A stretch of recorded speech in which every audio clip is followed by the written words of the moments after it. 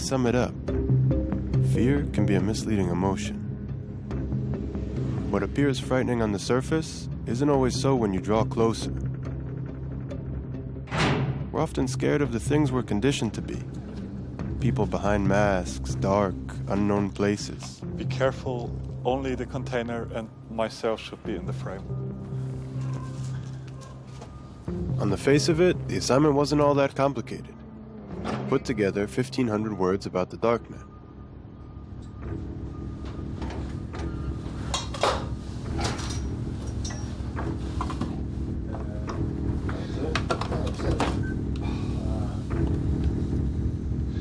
So how did I find myself here, with two faceless crypto-anarchists and an unmarked container on the outskirts of Berlin? No, you're not filming my fingers.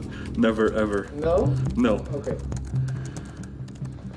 One of the things that I'm relatively interested in right now is to build a device that implements the secure voice communication standard of the US military, but make it available for everybody.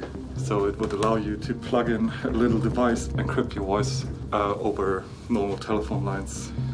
Who would this chip help in the end? Terrorists flying under the radar? Or revolutionaries under dictatorial regimes? When I grew up, I read 1984. And it was like, in one way, he was a visionary, but in other ways, he was very optimistic because he couldn't foresee the technological developments we are having. So from a technology perspective, it's much worse already. And that leads to a society which is a total surveillance state. 1984.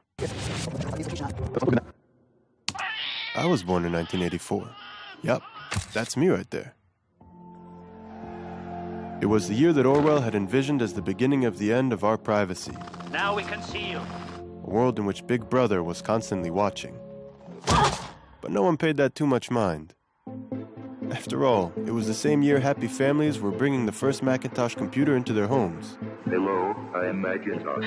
A decade later, my generation would already be firmly planted in front of a screen. We installed the internet on our computer just a short time ago, and I haven't been able to get the kids off it ever since. Little by little, we became addicted to it. So I guess this is a story of how it changed our lives. It started with games, chats, email, even movies. Our tastes developed right alongside the internet. My first love, my second love, my third. ICQ, then Facebook, Google, Twitter. By the time I was all grown up, I'd spent so much time online, it never occurred to me that there could be another side of it to explore, the so-called deep web. In fact, I had no idea how to find it in the first place, so I started out like anyone would, with a Google search.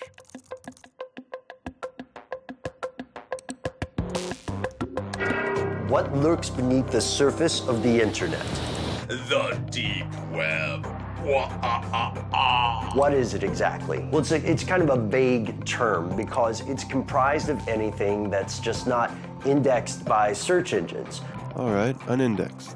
So Google wouldn't take me very far. If we want to compare the size, then one great analogy is that the surface internet, the stuff that's indexed by Google, that would be sort of like the tip of an iceberg. The tip of the iceberg. The majority of users can only access 1% of all the information the World Wide Web has to offer. The rest, deep beneath the surface, is known as the deep web. So the deep web is like an inaccessible data dump, filled by banks, governments, corporations. And then there's the invisible corner of it. There's the regular internet, and then there's something called the darknet, an underground system of anonymous websites that are untraceable. מה זה הדארקנט? אנחנו בעצם במשך הרבה מאוד שנים נמצאים במצב שכל מי שרוצה לעשות משהו בהסתר, לקנות סמים, לקנות סחורה גנובה. היה לו בעצם מאוד קשה היה לבצע את זה בעולם האמיתי. כי בעולם האמיתי אתה צריך לפגוש את המוכר, ואז אתה גם צריך לשלם לו באיזושהי צורה כסף. כשאנחנו מדברים היום על הדארקנט, בעצם אנחנו מדברים על זירת מסחר חדשה. שוק חדש, שבו פחות או יותר הזהות של הקונה, של המוכר, וגם הכסף בעצם מוסתרים, נקרא לזה מהרשויות, או מכל מי שרוצה לנטר היום פשע או כל דבר אחר. You can find ways to launder money, hire a hitman, get guns, The deep web is used by many to buy fake identities. Websites offer green cards, driver's licenses, and passports. Some use it for more sinister reasons, such as human trafficking or drug exportation. אוקיי, אתה רואה? זאת מערכת הפעלה של האקרים. לא Windows, לא שום דבר בסגנון הזה. מערכת הפעלה שהיא נבנתה מראש בשביל צרכים של האקינג.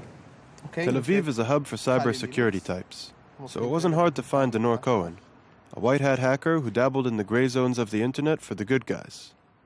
The first thing Denor showed me is how vulnerable and exposed anyone using the open net is. ראית? הנה הסיסמה של הרשת. מדהים, אה?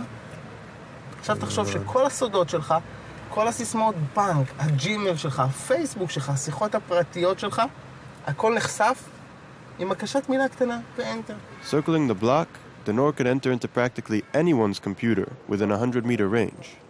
And just as a hacker could intercept my information on the open net, so too the police could use similar tools to monitor crime. תראה, אם אנחנו עכשיו נתקשר על גבי הרשת הרגילה ונתאם עסקת סמים, יש מכשירים שמנטרים אוטומטית את הרשת הזאת, אין בעיה של כוח אדם, לבוא להזמין אותך לחקירה מהירה.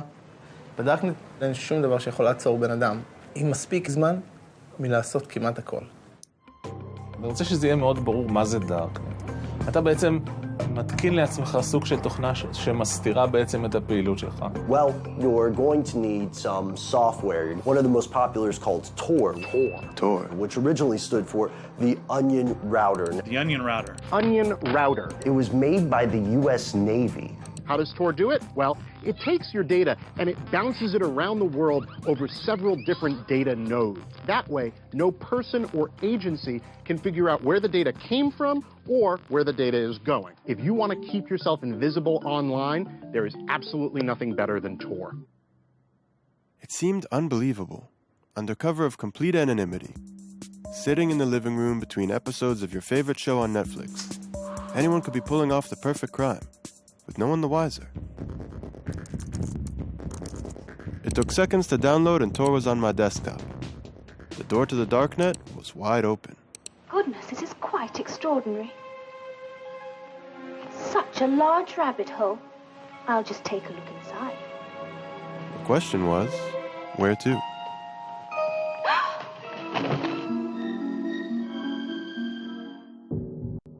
My first stop was the hidden wiki. It didn't look so different than a normal Wikipedia page. Only the content was a little more, well, I don't know. See for yourselves. Drugs. Lots of drugs. Weed, cocaine, heroin, crystal meth. כאשר אנונימיות זה דבר מאוד קשה להשגה, ומאוד מיוחד להשגה, תור זה הדבר הכי קרוב שתקבל, וזה המון. אם הייתי צריך לעשות משהו לא חוקי, הייתי עושה את דרך תור. And the list goes on. Killers for hire, offers to take out politicians. $65,000 to take out a journalist. What? That's all I'm worth?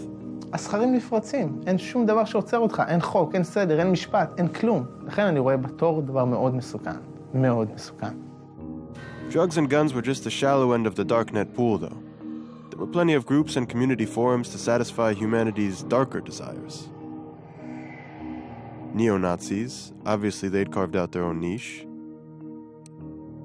Then there were the guys into animal torture, snuffed kids, pedophilia. The most bizarre place I stumbled upon, though, that would be the Cannibal Cafe. Serving humanity. I mean, seriously? אני יכול להגיד לך על ישיבות שהיו לי עם קצינים שתלשו שערות אחת-אחת. אין לנו מה לעשות מול הדבר הזה. זה פשוט סיוט. A modern-day virtual Sodom and Gomorrah. It sure looked like a nightmare. If the rules of the game were changing, then what were the police doing to catch up? And did they even stand a chance? אוקיי. רצים? כן. אפשר? כן.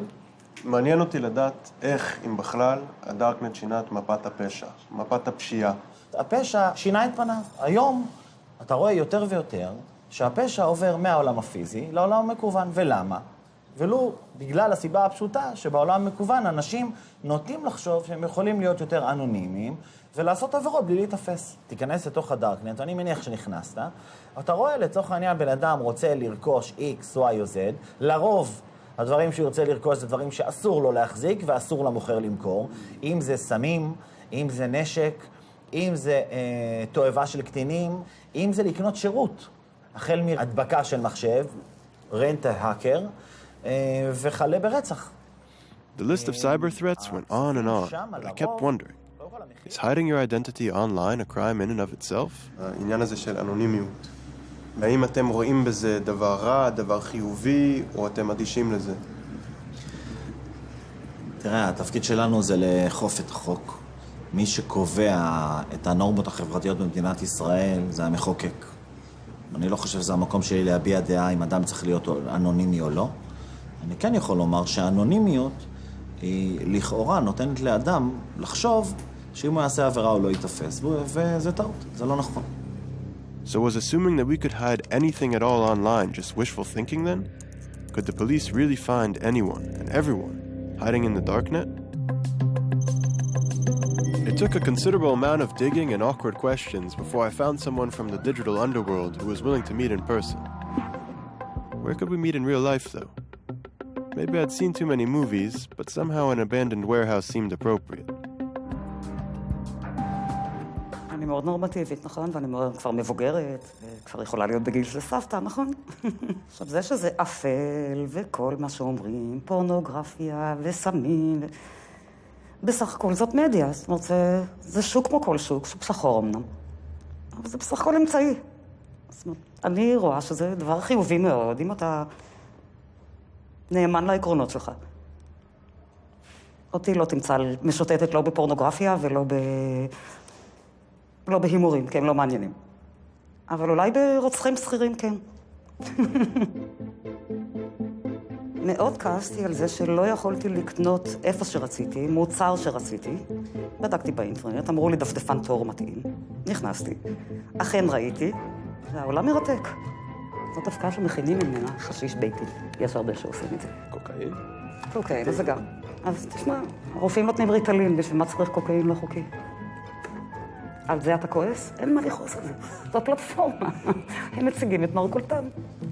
Of course, Lily was hardly who I had imagined I'd be meeting with. She looked more like one of my mom's friends than someone who used the darknet.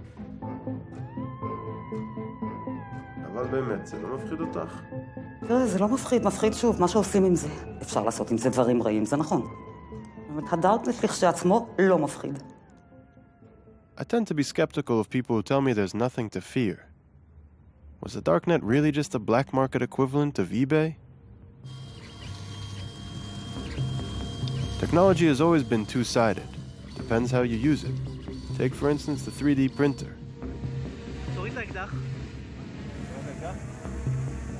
Roit Zana had used one to print a 3D gun, whose model he downloaded from the darknet, and snuck it into a campus rally with one of Israel's biggest politicians. The funny thing about it, he said, everyone just stood around and watched. ההתפתחות הדרמטית העיקרית היא זו של ייצור מהיר וייצור אישי, מה שנקרא באנגלית Rapid Manufacturing. אם בעבר היינו מייצרים רק במפעלי ענק עם מכונות שהיו שוות מיליוני דולרים, הרי שהיום בעצם כל בן אדם יכול להחזיק מכשירים כאלו בבית שלו. מדפסת התמימת שאפשר להדפיס באמצעותה אקדח, יש את זה לאנשים בבית. אבל לא כל בן אדם יכול להדפיס אקדח ככה סתם. הוא צריך להוריד את התרשים מאיפשהו. ומאיפה המידע הזה מגיע? מהדארקנט. כל בן אדם שמוריד את האקדח יכול להסתכל עליו באופן וירטואלי במסך, יכול להחליט להעביר את הפין לפה, את הנצרה לכאן, וליצור אקדח שקצת משופר. This is called the lower receiver. This doesn't have a serial number, and it doesn't require a background check. ואם הוא מגלה שהוא באמת עשה אקדח יותר טוב, מה הוא יעשה עכשיו? הוא יעלה אותו בחזרה לרשת. This is a ghost gun. מה שאנחנו רואים זו מגמה של death-killing, הפחתה במיומנות הנדרשת להשגת מטרה מסוימת. אתה רוצה לסנטז אצלך בבית חומרים כימיים שונים? אתה אתה יכול להוריד את התרשים שמסביר למדפסת איזה חומרים לערבב ביחד כדי להביא לתגובה כימית וליצור מורפיום, או ווליום, או מריחואנה, או אבק שריפה, או ציאניד. מתקן יעשה את זה בעצמו בבית. אבל אני רוצה לקחת אותך לכיוון השני.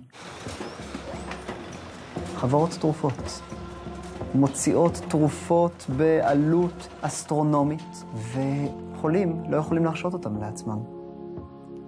אנשים שיש להם את היכולת, למשל, להעביר תרשימים של יצירת תרופות בבית, יתחילו לעשות את זה בעשור או שניים הקרובים. יקרה בדיוק מה שקרה עם האקדח המודפס. הם יתחילו לשפר תהליכים. כל בן אדם ישתתף במהפכה הגדולה הזאת של החלפת המידע, זיווג של רעיונות חדשים. הדארקנט יכולה להיות המקום שבו כל רעיון ישן יתערבב אחד עם השני, כמו שאמר מאט רידלי, בעצם הרעיונות יעשו סקס אחד עם השני, וילדו רעיונות חדשים ומופלאים. ההירתמות הזאת לא מתרחשת באוטוסטרדת המידע הרגילה, מכיוון שמאבקים הגדולים באמת תמיד דורשים הרס יצירתי. וכאן אתה רואה בעצם את החשיבות של הדארקנט, שמאפשר את הנתיב להעביר מידע, והמידע הזה הוא יכול לעורר מהפכה. Revolutions brewing in secret. Wasn't that exactly the type of thing that those in power generally wanted to prevent? The darknet had already attracted the US government's attention. The FBI has effectively smashed the hornet's nest, and we are in the process of rounding up and charging the hornets. And the Pentagon had brought on a team to catalog illegal activity there, including these two, Alejandro and Amanda. In a sense, be hackers for hire. Our job is to sort of get around a lot of the hard stuff on the dark web and sort of bring it to light. So we could find the pedophiles, we can find the people hitmen that for are hire, hitmen for hire, that's all a that real kind of thing, stuff. yeah. Communicating this stuff with the Tor project and communicating some of this stuff to law enforcement. Because the creators of the Tor project don't want to facilitate child exploitation, right? Let's be very clear about that. Do you think that some things deserve to stay in the dark, or does everything need to be in the light? Yeah, that's a great question. I mean, on some level, I think anonymity is extremely important. I think there's certain things that, I mean, there's bad people out there. There's bad people that you want to, that users need anonymity from, and then there's bad people that are using the anonymity for the wrong purposes. I do think anonymity is important. I would not like to de-anonymize absolutely everything. But why? Why is anonymity important? It's all about, the principle of privacy. It's the principle of privacy. And for what purpose? Why do we need it? The classic example that the Tor project always kind of uses out there is oppressive regimes. Yeah, this isn't a theoretical argument. You can look back through history, and whenever you have revolutionary progress, it always starts underground. I think about it in if let's say in some like futuristic apocalyptic scenario, my government turns on me and I want to be part of the rebellion or something, like, I would want something like this to exist. That was about the last thing I expected to hear from anyone employed by the US government. That even in the back of their minds was a big brother-like scenario, the kind of idea you'd sooner expect to hear from anarchists. Instead of privacy, we have permission. It's about control, isn't it? It's about the incremental eradication of freedom. That's Julia Turiansky, a self-proclaimed anti-state propagandist. Don't police me. Statism is death. Jesus. Join me in my love affair with freedom. Privacy, control, freedom. This is Anarchast. These were buzzwords for a small group advocating for a new alternative to a broken system. People get afraid of new things very easily, and these are new ideas. Hacker, anarchist, darknet, they sound foreign. These were the crypto-anarchists, an offshoot of a small group of technophiles that came together at the dawn of the internet age, the cypherpunks. What is a cypherpunk? What do you guys stand for? Cypherpunks are cryptography activists. We believe in personal privacy for everybody. It was the cypherpunks who had been responsible for the very first instance of a darknet, what they'd called the blacknet. Americans are not prepared to face the fact that they're living in an electronic police state. If anyone could tell me what it was I was missing about the darknet, it had to be them. And they were all gathering at the Institute of Crypto Anarchy in downtown Prague.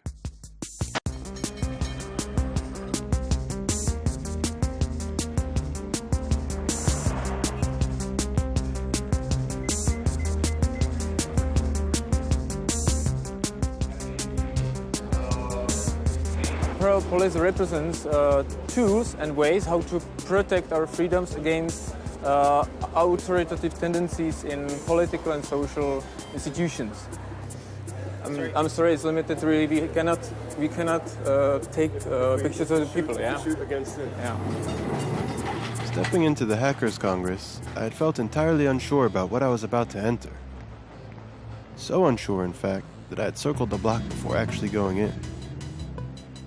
And when I finally found a few participants who would speak on camera, it came with certain conditions. Great. Let's go inside.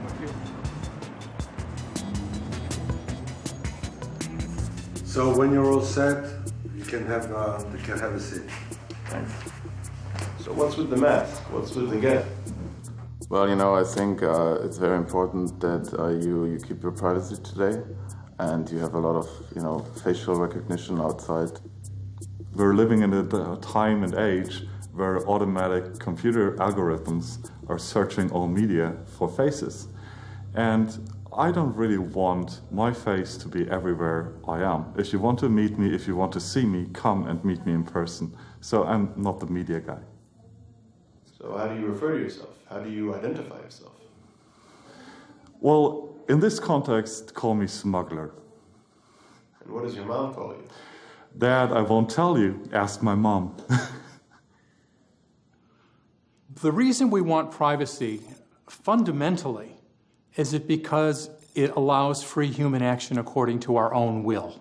Humans develop when they use their own mind and make their own choices, good or bad, and they deal with their own consequences. That's how we grow. You have to be able to screw up without getting slammed. And when there's somebody looking down at you, when you have to be afraid, when you have to lower your voice to talk about certain things, you are squeezing out human development, human evolution. I think nowadays it's a much more subtle way of totalitarianism. On the outside, you have all these freedoms. You can wear whatever you want, you can do whatever you want, you can be gay, it's all fine. Like we are free people.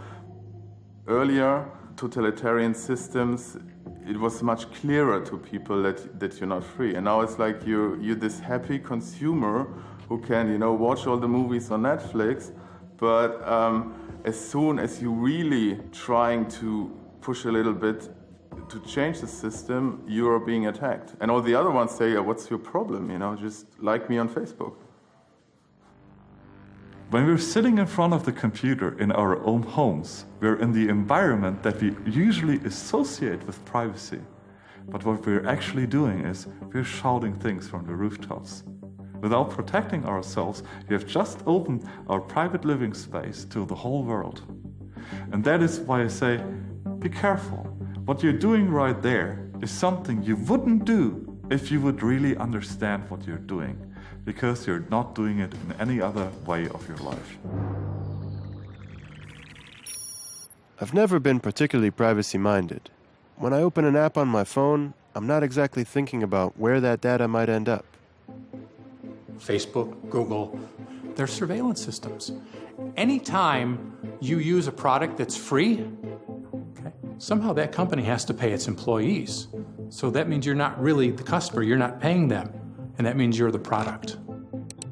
I'm not going to stop using Facebook, I'm not going to stop using Google until they start hunting people down and killing them. The idea that my generation would suddenly stop using social media seemed a little crazy, which is more or less how my friends saw it too. I mean, it is fucked up that you can't just say whatever you want I guess I've accepted the fact that I'm being tracked. I'm not doing anything illegal, not on the internet. If I have nothing to hide, why should I be afraid? I'm thinking if I have anything to hide.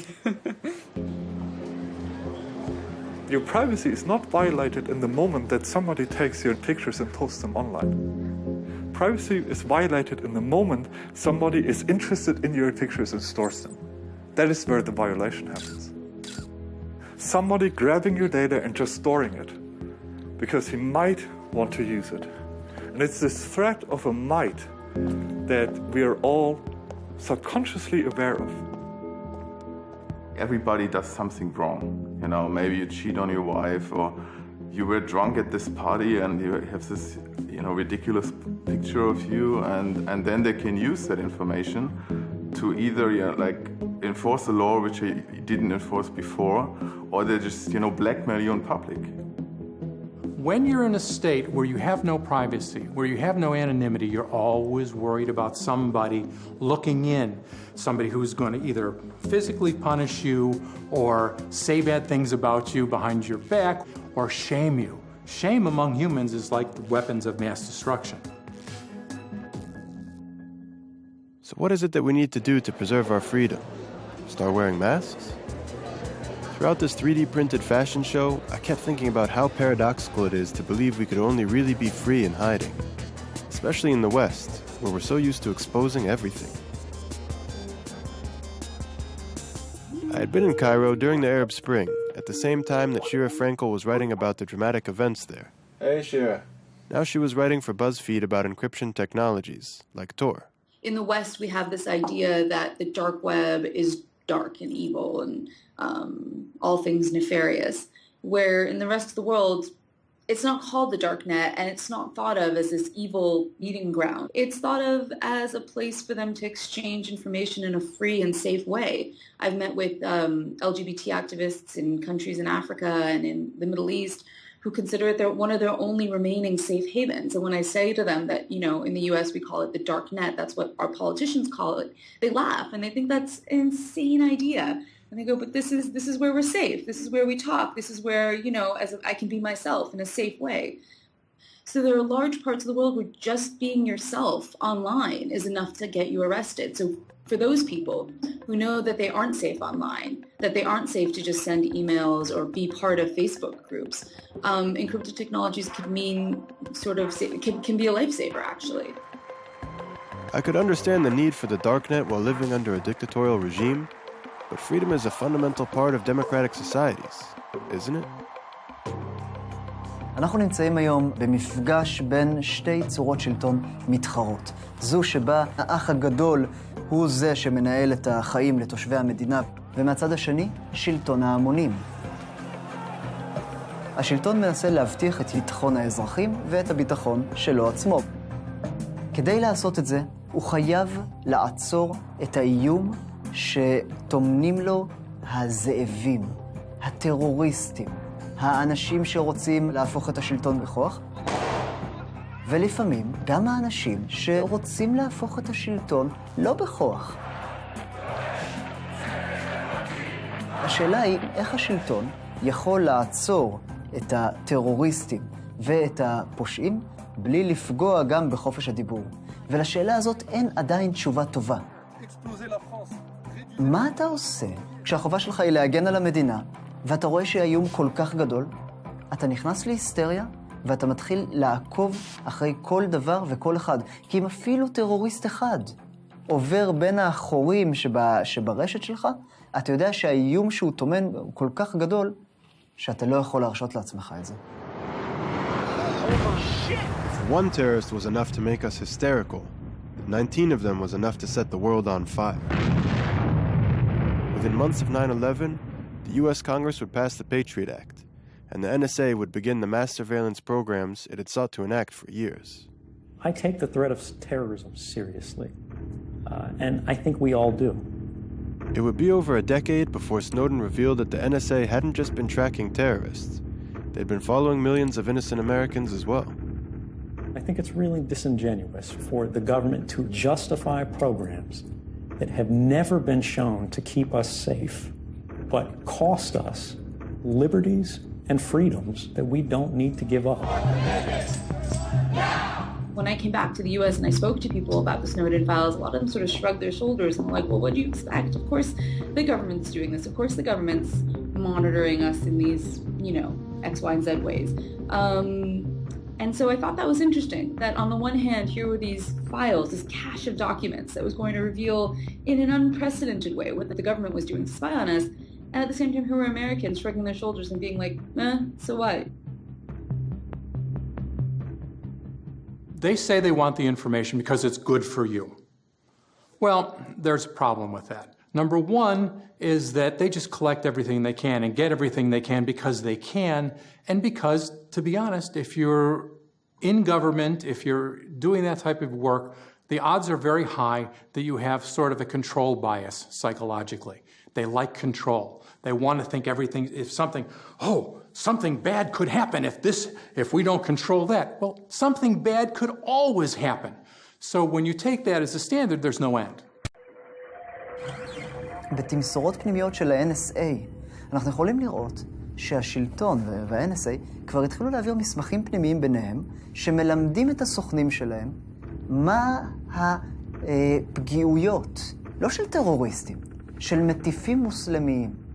כשהשלטון ממפה מה נקודות התורפה של מטיפים מוסלמיים, מצביע על אחד מהם ואומר, הוא גולש בפורנו באינטרנט. פתאום לשלטון יש כוח, ככה, לכבות את המוניטין ואת הסמכותיות של כל בן אדם שהוא לא אוהב את מה שהוא אומר. I have a dream that one day this nation will rise up.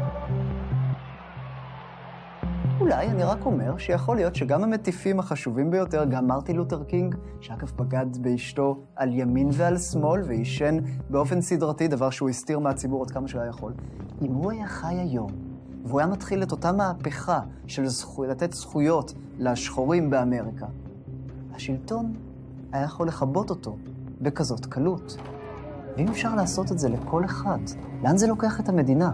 כשהדעות הסותרות לא נשמעות. כשאין דמוקרטיה אמיתית שיכולה לגרום לשלטון לשנות כיוון ולפנות למקומות יותר בטוחים. זה מוביל אותנו למקומות רעים מאוד. If that was the case, then where would the next Martin Luther King be able to spread his message? For the crypto-anarchists gathered in Prague, the answer was clear, in places like the Darknet. Only for them, spreading the message was just step one. The next step was how to build systems that exist outside of government control altogether. Crypto-anarchists are anarchists who believe in using cryptography to create a free zone, a terra nova, a free territory with walls of cryptography around it. And they can converse with cryptography, they can use cryptographic currencies, they can create, to a very considerable extent, a separate realm in which they can live. How would this separate realm operate, though, if we're still completely dependent on the state? What the state provides is lots of bureaucracy, senseless work that I have to do every day, like to go through offices and to undergo all these taxes and so. But states also provide basic needs we have, like the safety, security, roads and everything, but all of these things can be provided privately by means of decentralized tools. So everything can be provided by global providers or provider from totally different country. The national borders are not making sense in this surrounding, because on deep web it totally doesn't matter where you join from. So then the alternative to the state and systems growing in the deep web was a call for revolution? With that thought in mind, I finally managed to catch up with Julia Turiansky, whose flashy YouTube clips had brought me to Prague. But you cry, prove anarchy works, and we say, welcome to anarchy, population everyone. Could it be that our anarchistic ideas sounded a little more grounded in person? I think people need guidance, people need governance in some degree, but the difference is That governance doesn't have to be forced upon people. As long as you can opt out and leave, then that's morally, it's morally in line with an anarchist philosophy. So yeah, I'm not naive. I don't think, I don't think there's going to be some grand collapse and we're going to have beautiful anarchy. I think it's about creating those little communities for yourself and finding locations where you are able to opt out, which are becoming more diverse and more dispersed and more available. One of the systems that the crypto-anarchist community was already using to opt out was Bitcoin, a cryptocurrency that allows you to conduct anonymous transactions online and has already gained an international following.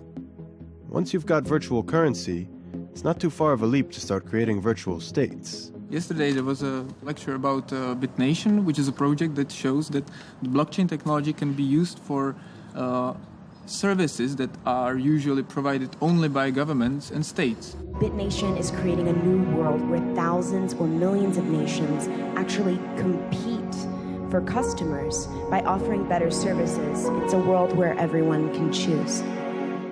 BitNation is a nation, which means connecting people who share familiar, similar values, etc., together without a state, right? So I would call BitNation a stateless state. If you dissociate governance with territory, you don't need to fear for your own governance principles.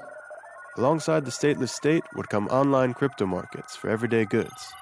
Essentially the family-friendly version of what I'd already seen on the darknet. There will be decentralized, anonymous crypto markets that will be technically impossible to shut down these markets by the government. Financial and social system will collapse. Yeah. There is no rational approach how social system can survive, especially if you have so many old people and only few young, productive people. So I think the government social system will collapse. So this can be a good point to switch to something completely new. Government collapse, parallel systems to replace them. The crypto-anarchists traced it all back to the cypherpunks and what they'd written in 1988. You look at the cypherpunks and the things they were writing before the technology was there, and now the technology is here. I mean, how happy are they?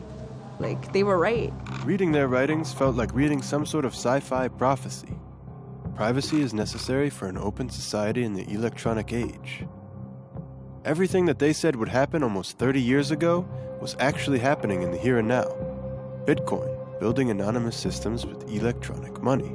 WikiLeaks, crypto-anarchy will allow national secrets to be traded freely. The darknet, systems which allow anonymous transactions to take place. Crypto markets, an anonymous computerized market will allow illicit and stolen materials to be traded. They even predicted the way that governments would respond to these developments. The state will try to slow the spread of this technology, citing national security concerns. Whenever somebody does something that protects the privacy of an individual, sooner or later, the government and the government media will take out one of those cards and say, this is bad because terrorist, or this is bad because drugs. Those things are actually bad. You know, yeah, it is bad to be a terrorist, but what the government really does there, or the opponents of privacy really do there, they play on our emotional piano. Okay, let's see. WikiLeaks, U.S. government. The United States strongly condemns the illegal disclosure of classified information. It threatens our national security. If this becomes a standard currency, it could radically and dramatically transform the role of central banks. A few years ago, we learned of an underground website called Silk Road. Our push for increased funding aimed at fighting cyber drug dealers. The Silk Road had been synonymous with the darknet. Until the U.S. government shut it down, it had been the largest market of its kind, moving $1.2 billion in product, mostly drugs. The biggest criminal trial in the history of the internet is over this morning. The mastermind of the Silk Road website was sentenced to life in prison without parole. For the crypto-anarchists I met in Prague, Ross Ulbricht wasn't some sort of drug kingpin. Instead, he was the most visible victim of the government's efforts to kill off the darknet crypto markets by making an example out of him.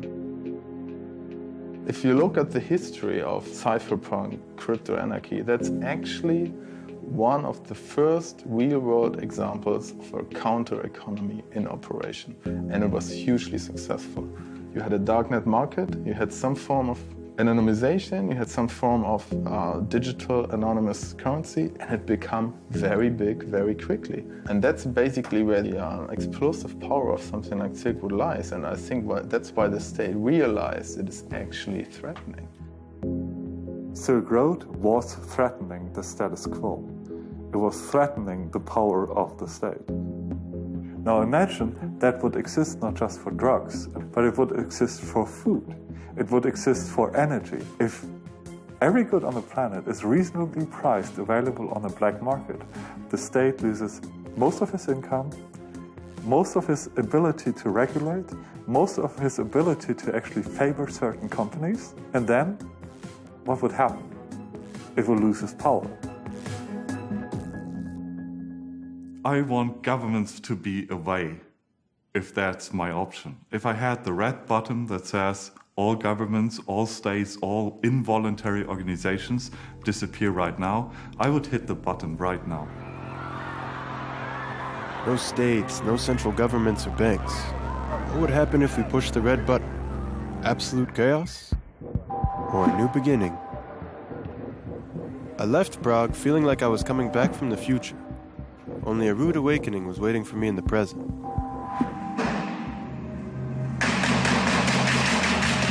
Two attacks in Paris, one in the US. Oh my gosh. Downed plane in Egypt. Didn't we need stronger protections against these guys, even if it meant sacrificing some privacy? You can't have 100% security and also then have 100% privacy and zero inconvenience. We're going to have to make some choices. I was just in Washington a couple months ago, and I was speaking to a lot of politicians, and this is just following the horrific attacks that happened in Paris and just before the attacks that happened in San Bernardino in California. And a lot of the politicians were saying, you know, the darknet's to blame, Tor's to blame, and crypto technologies are to blame. There had been that very week a lot of reports in the press about how the attackers that were involved in Paris had communicated with one another and with ISIS leadership back in Iraq and Syria through Tor. The dark web. The U.S. believes ISIS and others are now using the most covert part of the online world to recruit fighters, share intelligence, and potentially plan real-world attacks.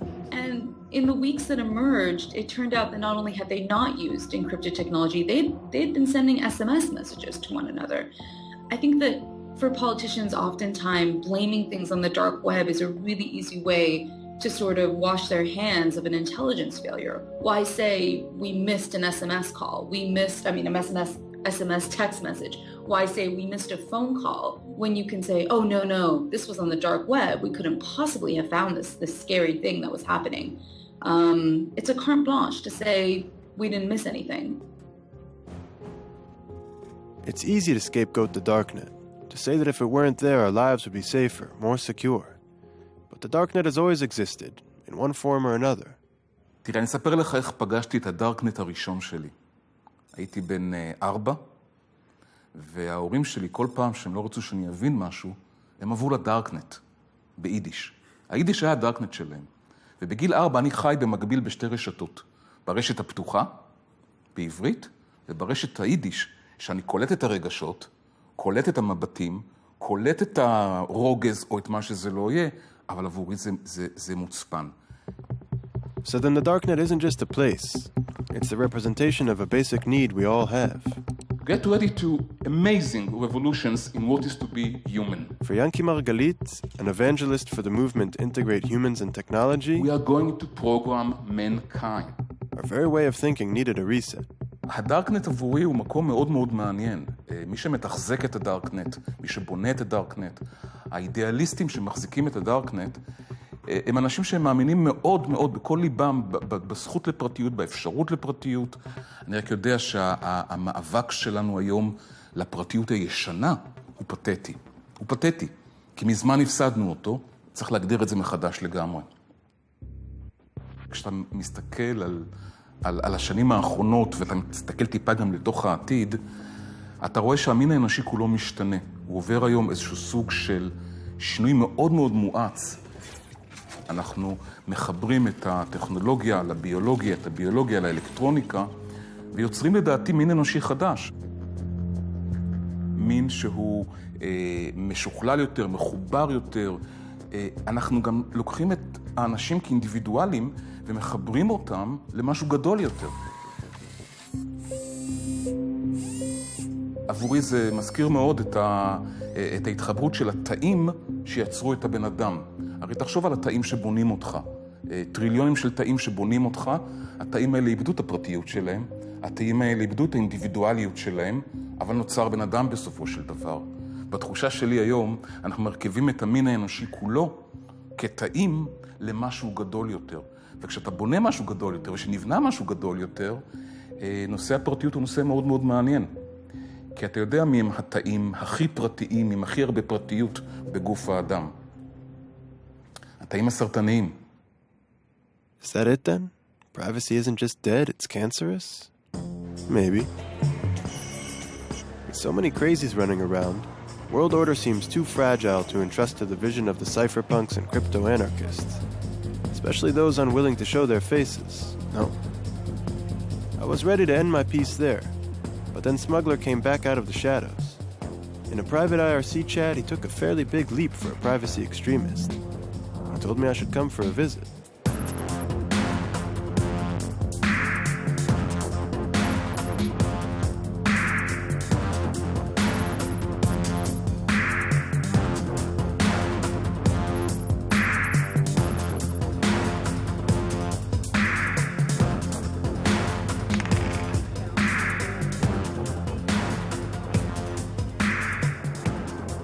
Riding around the streets of Berlin with two guys in masks made me a little uncomfortable, even if we'd already met once before.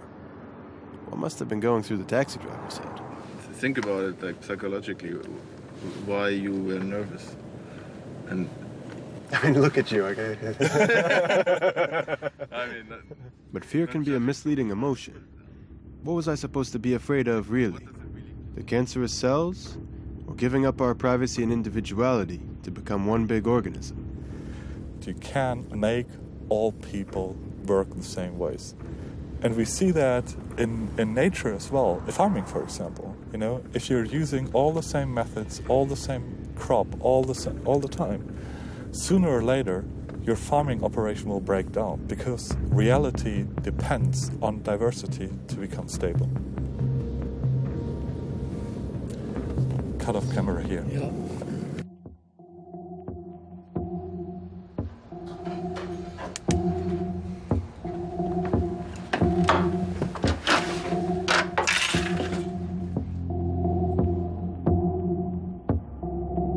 Privacy is to ideas what evolution is to biology. You know, to have a healthy ecosystem, you need local niches and you need evolution, you need different organisms who are like mutating, who are evolving, and some of them will die and some of them will prosper. And in the whole, it's a very resilient structure. And the same for healthy society. You need many different ideas and the good ones will actually survive. And if you think about this future of all humanity being one organism, going one direction, one bug kills the whole thing. Right. And it's game over. And that would be worse than our fears of nuclear war have ever been. I mean, imagine what we had with the Third Reich in Germany. Imagine just the Third Reich globally. No other countries stopping it. What the fuck, you know? For all our forward progress, all the benefits of our interconnected world, is history truly just bound to repeat itself? We're entering a future that our parents couldn't imagine. What will be the result of that is up to science fiction. Now, I don't want to live in a future where the control over everything, every bit of technology, every bit of information, how to build things, what to think, is so big that, George Orwell is rotating in his grave, because I don't think that such a future will be very sustainable. So then when is your work done? Never. Yeah, never. I mean, some people work for surveillance and we work to increase privacy. We will never get there. It's an ideal to strive for. Plus, even if we work for more privacy, it doesn't mean that anybody will stop working for surveillance. So as long as they're working for surveillance, we have a job to do. But some people would say, I don't know, maybe you're paranoid. I mean, you're not outright criminals, you don't sell drugs, I don't know. But I mean, there are many. I think the whole discussion, it's weird how the discussion got so reframed that we are actually the ones who have to do the defending. Why do you have curtains in your flat? Why do you lock your door? And there are many old historical incidents where people got killed because of data collected of them. Right. That's what happened in the Third Reich. The thing that happened in the years before the Third Reich even existed is that a lot of nation-states required registration of citizens. And one of the things that many states like the Netherlands, Belgium, France, Germany required was to write down your religion. The Nazis came in and took those registries to search them.